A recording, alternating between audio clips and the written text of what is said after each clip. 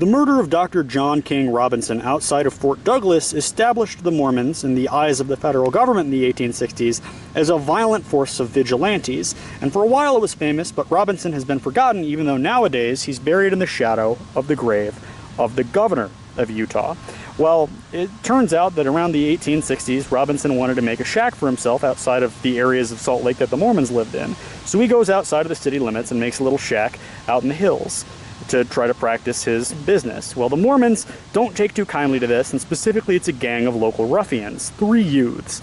And he names these 3 youths when they start bashing out his windows and giving him death threats, and he wants to settle the matter in court. Well, the 3 men immediately decide, we're going to distance ourselves from this, and, you know, we have distanced ourselves, and, you know, Robinson can do what he wants with his property. Well, they'd already made up their minds to kill him. And late at night, they draw Robinson to the door by saying that a woman has fallen in the streets and she seems to be in need of medical help, and Robinson reluctantly goes because he feels that something is up because he's already hated by a lot of local people. And as soon as he leaves, he gets shot in the back of the head after being beaten.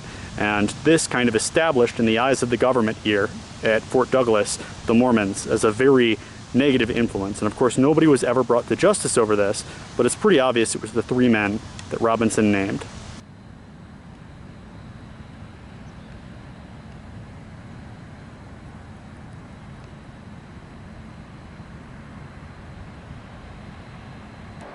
We're looking now at Section 8 of the Camp Douglas Post Cemetery, and I was told by a historian at the museum, Fiona, that this area would have been used for a lot of refugees, people who were Morosites or who had helped the army in ways that the local Mormon population didn't like, as well as people in the military or people who just did not want to be buried with the Mormons in Salt Lake City.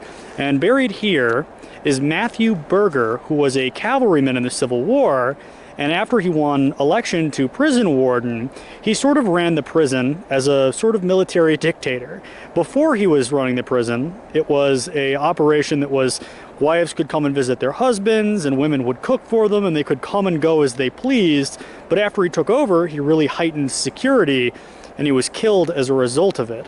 And a lot of people viewed this killing as something that Mormon authorities looked the other way for.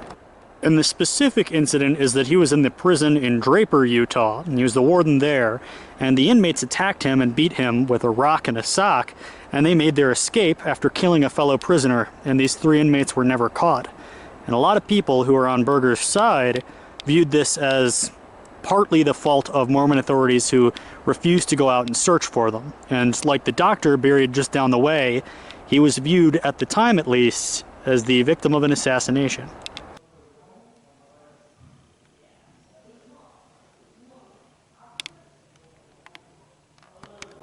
Also in Section H of the Camp Douglas Cemetery is Squire Newton Brassfield, and while he was here, he was mustered out of the military, and he tried to start a ferrying service to bring people and supplies over to Austin, Nevada from Salt Lake City. So he was kind of modernizing Utah and was viewed with apprehension, which only got worse when he grew enamored with a girl who was in a polygamous relationship, Emma Hill.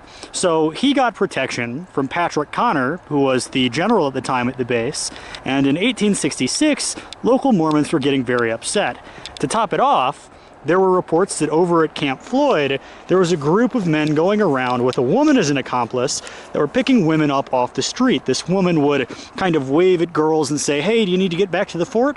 And as they got into this wagon, they would be attacked and sexually assaulted. So Squire Brassfield was kind of identified by local Mormon extremists as everything that was wrong in the world. He was a former member of the military, he was a veteran, and he was encroaching on their lifestyle, marrying girls that were already married, and trying to bring the outside world into Utah. And so one day, as he was crossing the street, he was shot in the back while walking with a U.S. Marshal. The killers were never identified, but Squire Newton Brassfield was another one of those men who died under mysterious circumstances here in Utah because of a war, basically, over polygamous women, over girls.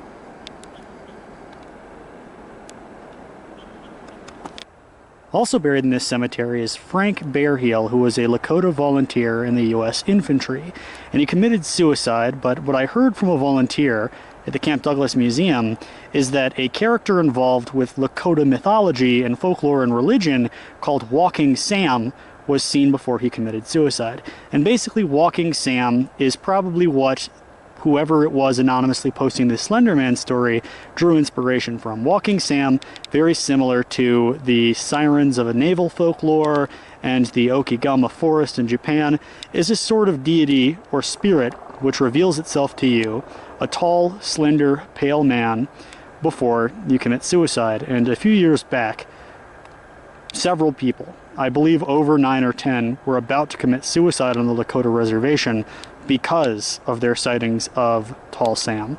And it is a character which has been more or less co-opted by white culture.